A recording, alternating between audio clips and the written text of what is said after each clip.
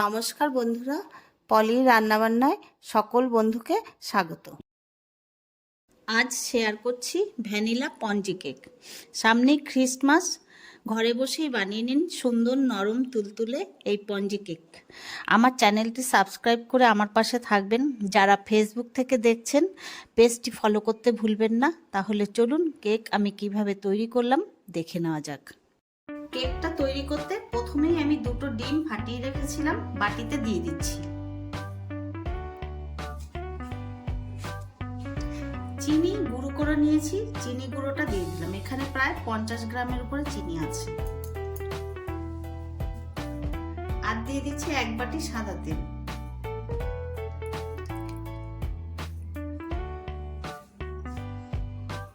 প্রথমে ডিম, চিনি আর তেলটা ভালো করে মিশিয়ে নিচ্ছি।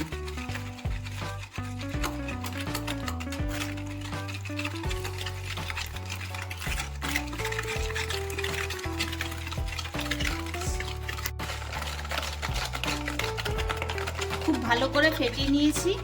কেক যখন বানাবেন তখন কেকের ব্যাটারটা খুব ভালো করে ফেটিয়ে নিতে হবে, এরকম একদিকে করে। এবার দিয়ে দিচ্ছি 1 বাটি ময়দা। ঠান্ডা দুধ জাল দিয়ে ঠান্ডা করে নিয়েছি, সেখান থেকে খানিকটা দিচ্ছি। প্রথমেই একবারে সব দেব না, লাগলে আবার দেব। এবার আবার ভালো মতন গুলিয়ে নিচ্ছি।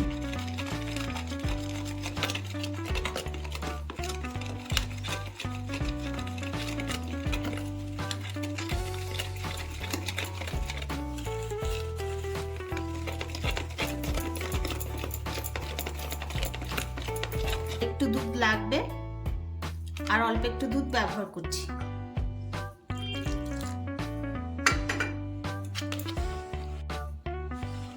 এবার খুব ভালো করে ক্লক অনুযায়ী ঘুরিয়ে নিচ্ছি।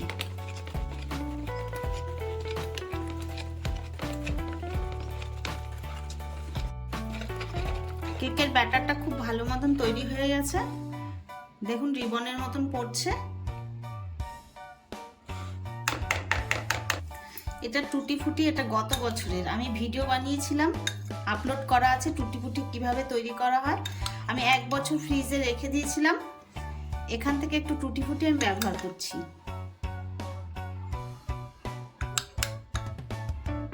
টুটি ফুটিতে অল্প একটু ময়দার গুঁড়ো দিয়ে দিচ্ছি। ময়দার গুঁড়ো মিশিয়ে দিলে হবে কি, টুটি ফুটিটা একদম নিচে চলে যাবে না কেকের। ময়দাটা মিশিয়ে নিচ্ছি ভালো করে।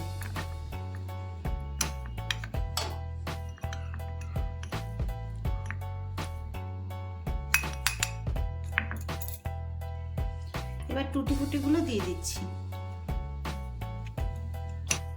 যেহেতু ডিম ব্যবহার করেছি তার জন্য আমি একটু ভ্যানিলা এসেন্স দিচ্ছি।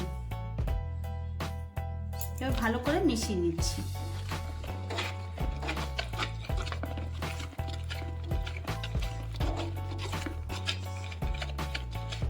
দিয়ে দিচ্ছি 1 চামচ বেকিং পাউডার,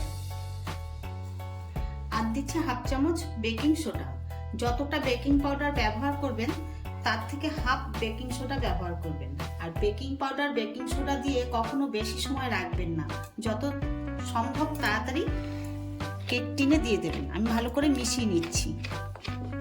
আর কেক তৈরি করার সময় এরকম প্লাস্টিকের কোনো বাসন বা কাচের বাসন ব্যবহার করার চেষ্টা করবেন, তাহলে ব্যাটারটা না নষ্ট কম হয়।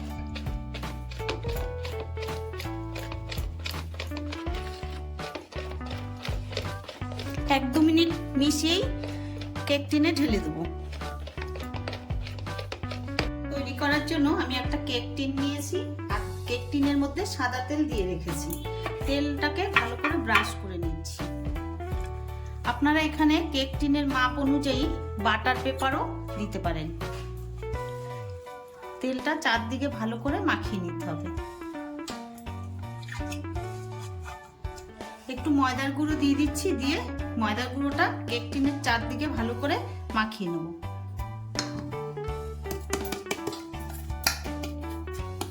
ঘুরিয়ে ঘুরিয়ে কেক টিনের চারদিকে ভালো করে মাখিয়ে নেবেন। কেক টিনটা পুরো রেডি করে নিলাম। এবার ব্যাটারটা আমি ঢেলে দিচ্ছি কেক টিনে।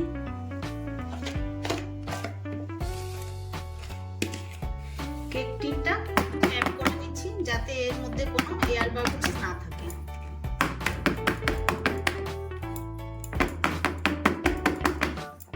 কেকটা তৈরি করার জন্য একটা কড়াই বসিয়ে দিয়েছি আর একটা স্ট্যান্ড আমি উপর করে দিয়েছি। এর উপরে কেক টিনের বাটিটা বসাবো। এবার কেক টিনটা বসিয়ে দিচ্ছি।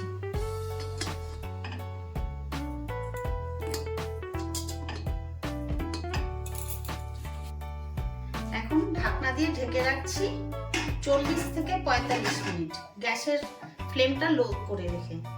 আর এই যে ফুকোটা আছে এর মধ্যে একটা কাগজের দিয়ে ফুকোটা বন্ধ করে দিচ্ছি যাতে এর থেকে কোনো হাওয়া না বেরোয়।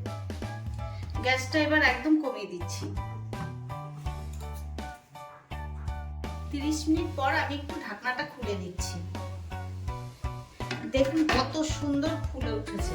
কিছু ড্রাই ফ্রুট দিয়ে দিচ্ছি, মাঝখানে একটা চেরি দিয়ে দিলাম আর চারপাশ দিয়ে একটু কাজু দিয়ে দিলাম। সামনেই বড়দিন আসছে, বড়দিনে এইভাবে কেক তৈরি করবেন বাড়িতে। হাতে তৈরি করে একটা জিনিস বাড়ির সবাইকে খাওয়াতে খুব ভালোই লাগে। আবার 10 থেকে 15 মিনিটের জন্য আমি ঢেকে রাখছি কেকটা। 15 মিনিট পরে ফিরে এলাম, ঢাকনাটা খুলে নিচ্ছি। কেকটা হয়েছে কিনা আমি একটা কাঠি দিয়ে দেখছি। দেখুন কাঠিটা পুরো পরিষ্কার, তার মানে কেকটা পুরো রেডি। আর দেখেছেন কত সুন্দর ফুলে উঠেছে। আমি যেভাবে কেকটা তৈরি করলাম আপনারাও ঠিক এইভাবে কেকটা তৈরি করবেন, এরকম অসাধারণ সুন্দর হবে। গ্যাসটা বন্ধ করে দিলাম, ঠান্ডা করে আপনাদের দেখাচ্ছি। কেকটা ঠান্ডা হয়ে গেছে, এবার কেকটা আমি কেটে নেব। দেখুন কত সুন্দর নরম হয়েছে। কেকটা একটু কেটে নিচ্ছি চারপাশ দিয়ে।